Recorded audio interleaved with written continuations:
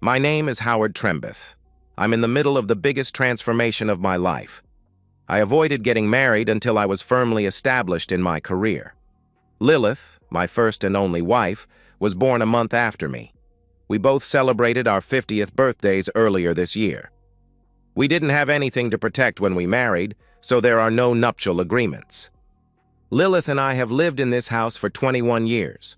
We moved in a year after we married, and then brought our firstborn back here 2 months after we were settled. Our second child joined us 2 years later. Both of those kids are off to college. I've recently convinced Lilith that we should move to a gated community for 50 and over couples.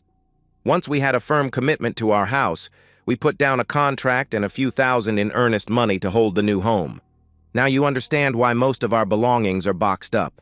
I won't be moving to that house in the gated community, though. Actually, neither of us will. I just got off the phone with the realtor withdrawing our offer. Losing a couple of grand to pull off my exodus was a small price to pay. Our time in this house is over, though. We do have to move as we attended the closing 3 days ago on Monday. We have until a week from tomorrow to turn the keys over. Lilith thinks I left on a business trip yesterday morning. I haven't been employed since I resigned a week ago. I purchased a one-way ticket to Atlanta. From Atlanta, I have a car lined up and will drive down to the Gulf and then board a ship. I should be on my island retreat in a couple of days. I'm not planning on divorcing Lilith. I do plan on taking the entire proceeds of our house sale, my 401k payout, and the bulk of our savings. With a newly acquired identity, I'm hoping to live out my life sailing around the Caribbean. It has cost more than I care to admit to establish offshore accounts. With electronic banking and an appropriate amount of money laundering, all of that money is now in my new identity's cryptocurrency accounts. Since there are over 10,000 cryptocurrencies, I'm hoping like hell the one I chose survives. I plan on converting that imaginary money back into something with more stability as soon as possible. Imaginary things can disappear at the most inopportune moments, kind of like Lilith's wedding vows. Around 3 p.m., I called Lilith. She answered on the 4th ring and sounded perturbed. "Hi, babe. How was your trip?" "All right, same stuff, different city. What are you up to?" "Just boxing some more stuff up." "Okay." Lie number 1. She's 30 miles away at Arnold Pernice's house. He is Lilith's current lover. I don't really know if he is her first lover. The fact is, I don't care. One is too many. As much as I'd like to put a bullet in their heads, my revenge is simply to leave Lilith high and dry. Arnold's wife is likely to clean his clock. "Are you marking the boxes that contain your stuff?" "Yes, dear. Mine are clearly marked Lilith. Yours are marked Howard. It will be very easy to put yours into your closet and mine into mine. Would you mind looking in my desk for my day planner? It should be in the top right drawer." After a minute, "I don't see it. Are you sure about where it is?" Lie number 2. "You would have to be inside my home, like my brother is now, to even check. All I really cared about was that my brother would have time to empty the house I sold. Since it appears she has no intention of returning anytime soon, I'm confident my plans needn't change." "No problem. You said you were having lunch with friends today. Where did you go? Would I know any of them?" "We went to the diner by my office. Just some of the ladies I work with." "What are you doing for dinner?" Lie number 3. "My investigator says you drove to Arnold's place this morning at 9 a.m. and haven't left yet." "I'll probably just order a steak from room service. The company pays for it. What's on tap tonight?" "Just another load of laundry and packing. I hear the dryer buzzing. I should go. Call me later. I love you. Talk to you soon." I guess once you start lying, it gets easier. There was nothing about this woman that I could believe anymore. There were 2 rental trucks at my old house with 4 guys loading things as quickly as possible. The truck with my stuff was headed to the storage unit my brother rented this morning. The other truck was making its 4th trip to the consignment store.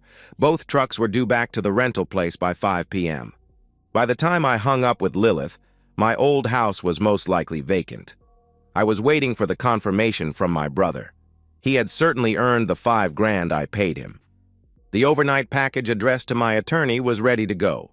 I'd signed all of the legal documents and was sending those, my house keys, and the garage door opener. Lilith would need to surrender her keys and opener as well. My attorney would soon be in touch with her. I didn't bother to call Lilith again. When I attempted to talk with Arnold's wife and tell her about the investigator's report, she hung up on me. Such is life. She'll get the report, along with pictures and videos, as it is being delivered by hand today. Then there were the 16 packages that I mailed. Lilith's parents, her friends, her employer, her siblings, and for the hell of it, our kids all got the same package. I did put a note in my kids' packages notifying them that I was disappointed in them disappearing and did not know if I'd ever be back in touch with them. And the package I felt the best about, mailed to Lilith, allowed me to vent. Other than stirring the pot, I'm not sure what I expected to accomplish. Still, it felt good. Lilith, by now you probably realize that your unfaithful activities have resulted in the loss of your marriage. I've taken all of the readily available money. I've also taken what I wanted from the house. The rest of our belongings were delivered to a consignment store to be sold. My attorney has the details. You can claim the proceeds. I don't care about an amount of money that small. Don't bother looking for your jewelry. Those cash for gold places gave me a healthy sum of money. The rings from your aunt brought the most. My wedding band didn't net much, but c'est la vie. That jewelry set you received from Arnold, well, it wasn't really worth all that much. Kind of like your wedding vows. The house is vacant now, and I withdrew our offer for the new house. That was just a ruse to get all of the proceeds for our house. Thanks for playing along. I'm not planning on divorcing you. You can spend your money doing that, if and when you save up enough. I do plan on replacing you as soon as possible, not that you care. I let the kids know that I'm disappearing. Since both were aware of your affairs and kept quiet, I've decided to disown them. I've told them that as well. Hopefully all of those poor choices you've made won't cause you too much heartburn. I did leave you your father's pistol and a box of shells.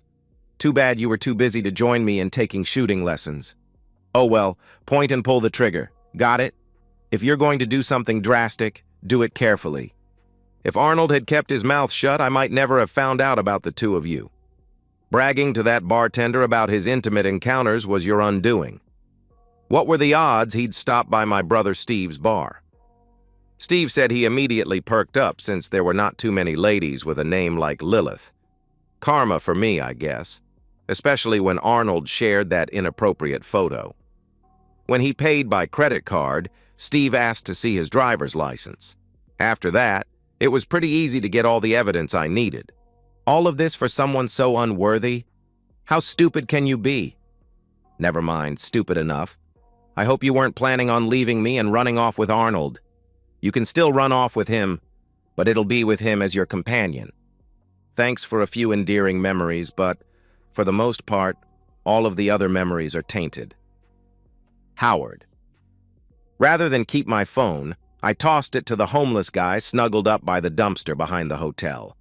I'd written down all of the contact information I cared to keep. I got a good night's sleep. Truth be told, it took several of those little bottles of booze in the hotel room to do the trick. Since all of this was on my credit card, I didn't care. I had no intention of being around to pay any bills. I have my doubts that any of the bills are going to get paid.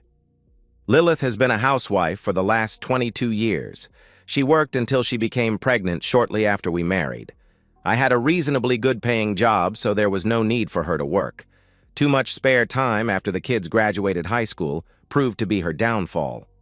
My investigator wasn't able to determine much about how Lilith and Arnold met or how long it had been going on. What he was able to find out is that both of my kids had met with them. For whatever reason, Lilith had dropped by the college campus and taken them out to dinner. The investigator indicated he had followed them and taken a video with audio. I was able to identify both of my kids. Arnold had been introduced as her companion. Whatever Lilith promised them proved to be their downfall. They'd had plenty of time to call and talk to me, but it never happened. After charging breakfast back to my room, I caught a cab ride to the used car lot. I simply left the hotel. I'll let Lilith try to figure out why I didn't check out. I wasn't scheduled to vacate until Monday. With my cheap set of wheels, I headed for the coast. By Saturday evening, I was on the beach. Having successfully withdrawn a pocket full of local currency from the account of my new identity, my first purchase was dinner and drinks. While eating, a very friendly woman convinced me to spend more of that cash. Compared to the companionship I'd been experiencing for 20-some years, this one was energetic. It took a few hours between sessions, but I got my money's worth for the night. Exchange rates made it such that I could do this every day of the week if that's what I wanted. For the time being, that is what I wanted. Planning on setting up new email accounts, I bought a notebook computer and cell phone. It'll be tough to connect the new me back to my previous existence. I set up a VoIP phone number and got an update from Steve. He indicated Lilith had called and hung up on him when he teased her about their relationship. From the perspective of Lilith, at least Howard left me the gun. In the shape I'm in, I lay awake at night and wonder if I should just end it all. At the time, I was drunk on attention. I never realized it was just a game that Arnold was playing to turn me into his plaything. If you had told me a year ago that I would have an affair, I'd have laughed in your face. No way in hell would or could that happen. I guess I was ripe for the picking. I met Arnold at the gym. He would work out the same time I did. How did I ever fall for all those well-rehearsed lies? Somehow, deep down, I guess I desired someone, other than Howard, telling me I was cute, sexy, and desirable. He was patient. Compliments turned into grabbing a drink and talking in the parking lot. Deciding to drive over to the fast food place for a snack was my first mistake. Why in the world would a married woman meet a married man in a private setting? It took months of slowly playing me to the inappropriate touching we did when we parted. I started thinking about Arnold when I was having intimate moments with Howard. That was most likely what made it easier to succumb to inappropriate physical encounters. I'd already mentally done it, so it was a short leap. Having my ego stroked about how good I was just fueled my demise. We had progressed to meeting at his summer house once a week. It was pretty easy to come home a touch late from running errands. When Howard went out of town for a few days, I became Arnold's companion. Somewhere along the line, he had me believing I should leave Howard, take my share of the marriage, and he would do the same to his wife. We could continue our relationship as a couple. I don't know what possessed me to tell my kids, but I did. I think Arnold guided me into that decision to solidify my desire to abandon my marriage. When Howard left on that trip to Atlanta, I hadn't decided what I was going to do.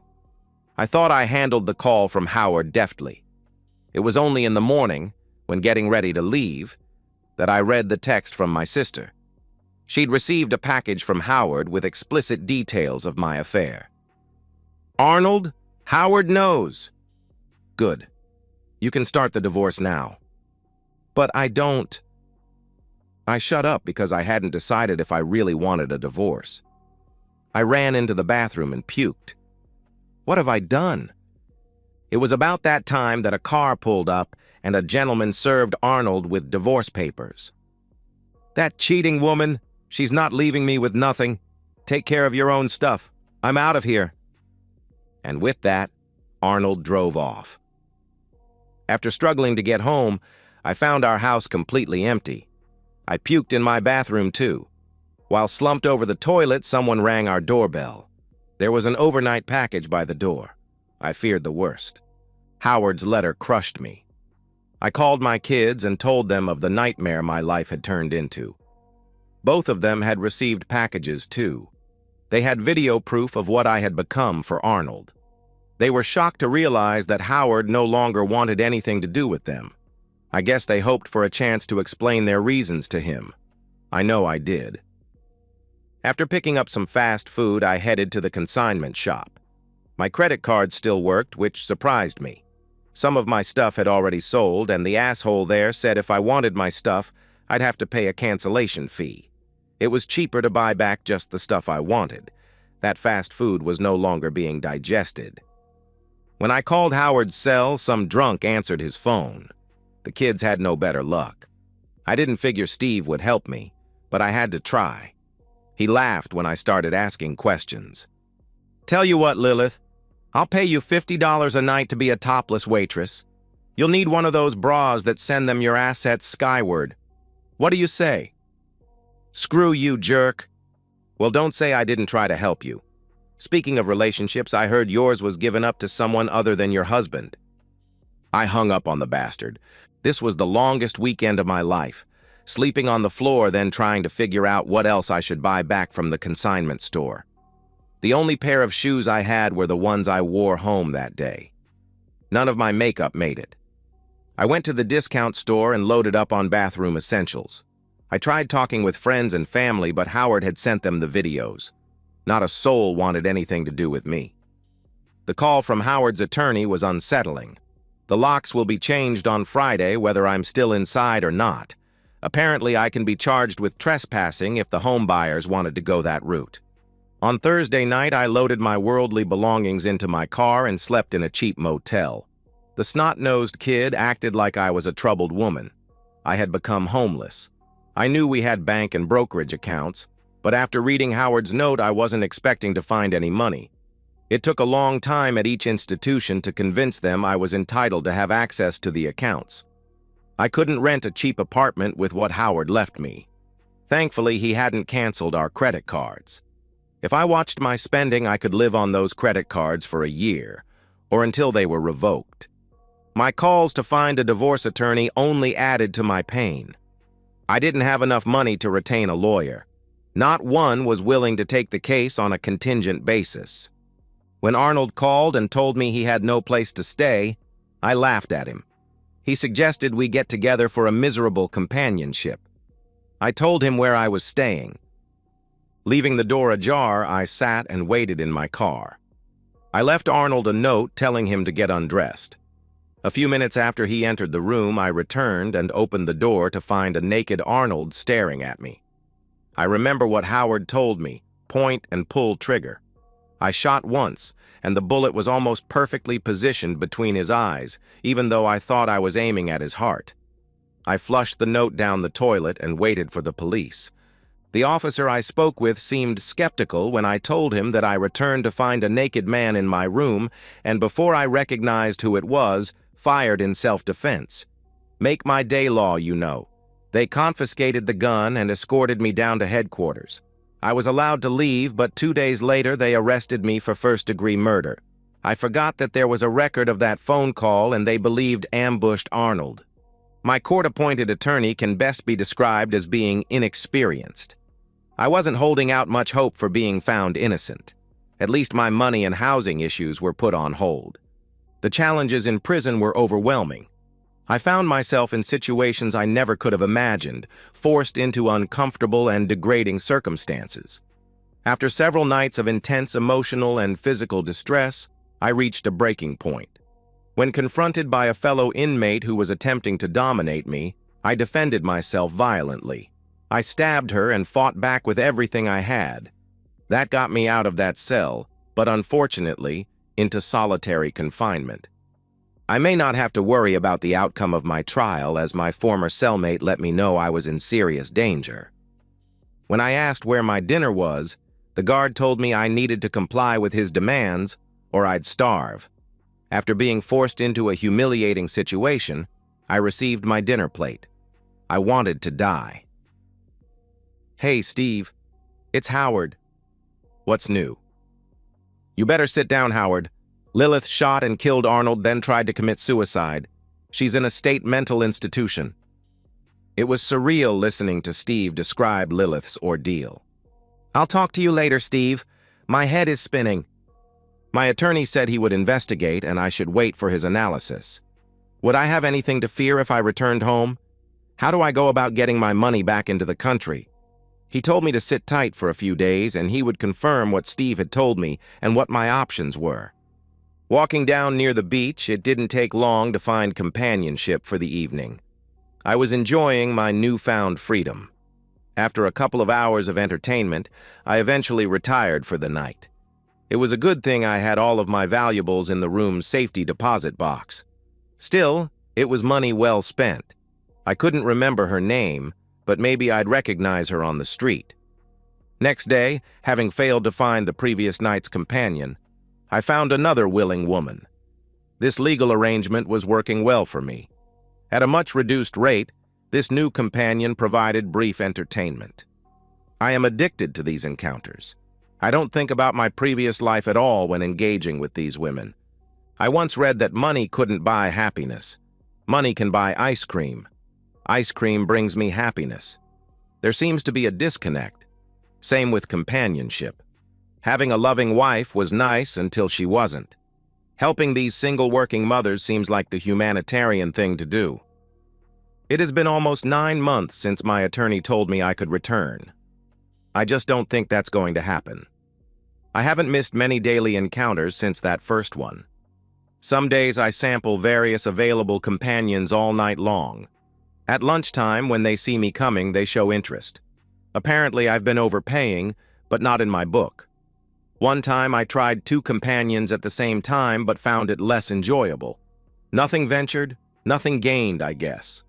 I still had heartburn about my kids, so I sent them each a greeting card with a quarter taped inside.